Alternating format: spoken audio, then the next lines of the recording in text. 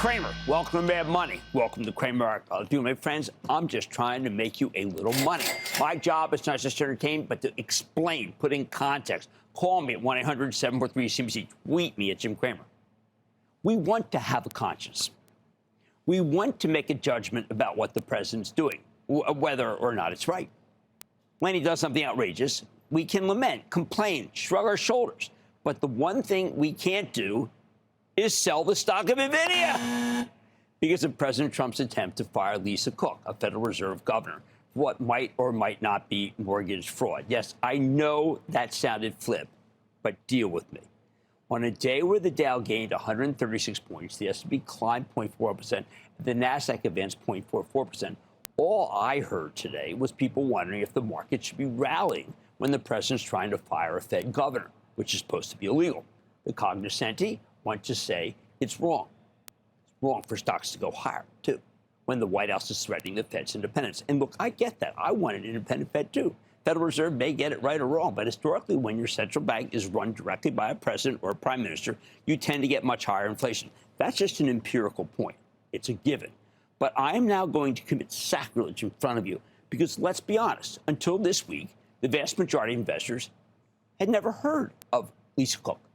They don't care that she hasn't been charged, not charged, but hasn't been charged with mortgage fraud, supposedly telling banks she had two primary residences when you're only allowed to have one. They don't even care how she votes, which is alas with presidential nemesis Jay Powell, the Fed chief. They think two things. One, this is all inside baseball to them. And two, the president does outrageous things every day. What's the deal? It's become the norm. Whether you think it's outrageously good or outrageously bad, it shouldn't be shocking anymore. Trump feels like he has a mandate to be outrageous. And given that his party controls both Congress and the Supreme Court, he can get away with practically anything, seemingly no matter how outrageous it is. To which I say at this point, when it comes to the prices of stocks, here I go, who cares? What does the firing or non-firing of a Fed official most people have never heard of have to do with the price-to-earnings multiple of the $4.4 trillion stock of Nvidia going into tomorrow night's quarterly report? Again, I am not trying to minimize it. I understand why so many on Wall Street are worried that President Trump's trying to control the Federal Reserve. But at the end of the day, I don't see this stuff having much impact on your portfolio, okay, or on the most important stocks in this market. More importantly, I say own Nvidia, don't trade it, regardless of what's happened with Lisa Cook's second mortgage application. I say I want an independent Fed, but even if it gets a little less independent, I believe that tomorrow night at this time, Nvidia CEO Jensen Huang will have told a good story about how demand for chips remains incredibly strong because they're the bedrock of artificial intelligence. That's what I care about. I want our country to have a central bank that looks at the evidence and tries to do the right thing regardless of the president. But more important, I want to know the total cost of ownership of NVIDIA's new Grace Blackwell chip and whether it's still very moderate and whether customers will be able to generate a great return using it, something being called into question every day these days by a lot of the NVIDIA bears. Finally, I want the president to be less outrageous, if only because the Fed's about to give him what he wants anyway, lower interest rates. He doesn't have to fire anybody to make it happen. But I also want to see strong Chinese sales for NVIDIA. I mean, these things, I know they're totally unrelated. Let me put it another way. There have been so many shocking things coming from the White House that they're no longer shocking. At some point, this stuff gets priced in. Did the president take a cut of NVIDIA sales to China? Sure, but he did so after lifting ban on the sales, something that will make shareholders a fortune. Did he take a 10% stake in Intel in exchange for giving the company the money that it needs to keep growing? Yeah, and while it's unorthodox, Intel really needed the cash. That's left out. Yet somehow, every day, there are people who are shocked at what this man does. The more shocked you are, the more likely you are to sell stocks, even though most of this stuff has nothing to do with the market, and it's been wrong to sell stocks. Or to be blunt, do you really care if I'm concerned about whether a Fed governor got a mortgage unless the Justice Department files charges? My view on it means little. And look, for pretty much my entire career, if somebody told you to sell stocks because of a headline from Washington, you would have been dead wrong. We already went through this in Trump's first term. I'm just trying to figure out how to help you make money, and that means not paying as much attention to this stuff as others would like me to do. I do care about Jay Powell. I like his independence. I like his sharp mind. But he has a term limit. The term will end early next year, and President Trump will pick his replacement. Life will go on. Let me tell you a story about who I am and what I'm trying to do, so you can understand why I'm not being cavalier and what has become my lifelong persona as Wall Street collar man. 2.5 months ago, I went on this 10-mile hike in British Columbia with my kids. Probably a mistake. They're really motoring. I try to motor, too. I'm a little older than they are. That's what happens. Kids are younger than you.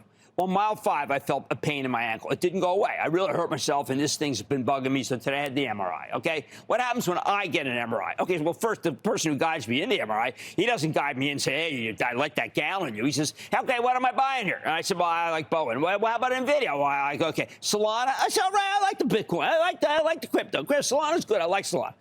What does the person who straps me in the MRI want to know from me? Does he ask me, do you want Beethoven, Brahms? I don't know. No, he wants to know whether I still like Palo Alto Networks. I just bought some for the trust. It looks real good. And I like Boeing, too. And we finished the MRI, crowded elevator. A terrific woman next to me says, money man, what do I do with the Nvidia? I told her to own it. Don't trade it. Regards to tomorrow's court. Did anyone ask me about Lisa Cook?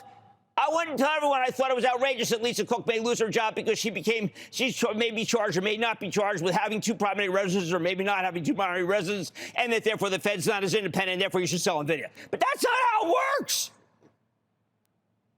They wanted to know how to make money. Am I craven in my insistence of trying to help these people rather than arguing about policy? Am I less of a thinking person because I didn't direct them to the angst about the Federal Reserve's independence? At the end of the day, at the end of the very day, I just don't want to scare anyone from what could be a good stock and a good stock market because of the feelings I have about the Cook imbroglio. So I keep my opinions that aren't relevant to stocks to myself unless asked directly about them. You don't come to me for a civics lesson. You come to me to ask me if you should buy or sell Nvidia. I say buy, or at least hold. You want to know whether I think Apple should buy Perplexity. I don't talk about it anymore because I've said it too many times. But I don't mind this. You know why? It's not my lot in my life. It's part of my life's joy. So here's the bottom line. As long as I have this job, I'm going to keep trying to help people make money in stocks. If someone had asked about Lisa Cook, I would have given them an answer about Fed's independence. But you know what? They didn't. They want me to help them make money. And I am, in the end, their obedient servant who they want to hear about stocks, done inside baseball about the Fed, and the viewers are my real bosses. And that's who I play for, and that's what I do. Kurt in Illinois. Kurt. Booyah, Jimmy C. Booyah, partner. What's up? Hey, let's say fly, Eagles, fly. You betcha. Howie Roseman, the best. Loves my wife. Fantastic. Go ahead. My wife and Howie are business partners. You know, we make a joke about that. Okay, go ahead. I'd like to ask, what do you think about this pharmaceutical company? They got approved for a drug to help with memory loss back in July. It's a little company, a pharmaceutical company out of Indianapolis, Indiana, called Eli Lilly. Okay, the memory loss is not that important, Kurt, because it's just a very hard thing. I mean, actually, if you want memory loss, you buy Amgen, because Repatha is doing really well in the memory loss category. Here's what you need to know. That Lilly thing this morning comes out, and I'm like, I'm going with Jeff Marks, and I'm like, I'm saying, listen, this is a really big deal. But meanwhile, it gives me the 7th position in the draft. That's what I need. And I say the stock was up at 12. I said, read the first test versus the second test. The first test is a lot about if you are just wait. The second one's got diabetes. This is the pill, okay? Bear with me. It's the pill. If you strip out the people who are very hard to lose weight, this pill is going to lose you, I think, between 12 and 15 pounds. And that's why Lilly, instead of being up 12, went up 40, okay? I was surprised nobody asked about Lilly today. It's kind of odd. All right, you want to hear about, guess what? People want to hear about stocks from me. They want to talk second mortgages and primary residence. I'm all over it. Now, on Mad Money tonight, TJX just broke out after the quarter.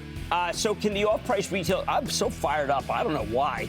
I'm digging this story of the TJX, okay? And then from cotton to coffee, what the hell? Why isn't the price of corn and everything about it lower?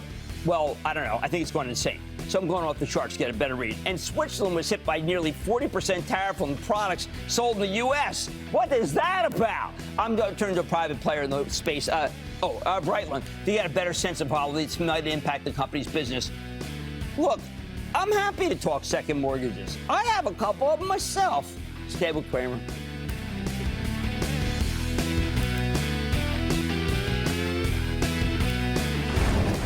Don't miss a second of Mad Money. Follow at Jim Cramer on X. Have a question? Tweet Kramer. Hashtag Mad Mentions. Send Jim an email to madmoney@cnbc.com or give us a call at 1-800-743-CNBC. Miss something? Head to madmoney.cnbc.com.